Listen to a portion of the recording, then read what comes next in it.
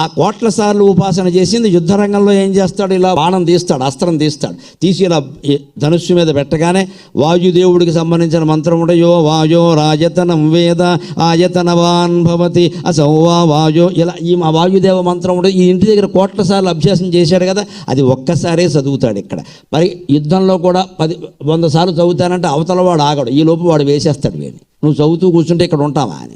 ఇంటి దగ్గర కోట్ల సార్లు చదివితే యుద్ధంలో ఒక్కసారి చదివినా ఫలిస్తుంది అనడానికి ఉదాహరణ ఏమిటంటే, విద్యార్థులు 10వ తరగతి పుస్తకాలు ఏడాదంతా చదువుతారు, కంఠస్థం చేస్తారు, పునశ్చరణ చేసుకుంటారు. పరీక్షల్లో ఒక్కసారి చదవగానే గుర్తు రాట్లా, ఫలించట్లా. అలాగే మంత్రం కూడా, మంత్రాలు ఫలిస్తే ఖచ్చితంగా ఇంటి దగ్గర అలా శాంతం. ఇప్పటికే ఇంటి దగ్గర సాగిన ఉపాసన ఎక్కడ సాగదు, దీంట్లోనే కూర్చోవాలి, ఒక్కళ్ళే ఉండాలి, తలుపు వేసేయాలి, చిడత వేసేయాలి, వీలైనంత ప్రశాంతంగా ఉండాలి, చెయ్యాలి, అప్పుడే సాగుతుంది అది. అంతేగాని అరుగు మీద కూర్చుని సంధ్యావందనం జపం చేస్తా ప్రదర్శనకి పనికొస్తుంది, దర్శనానికి పనికిరాదు.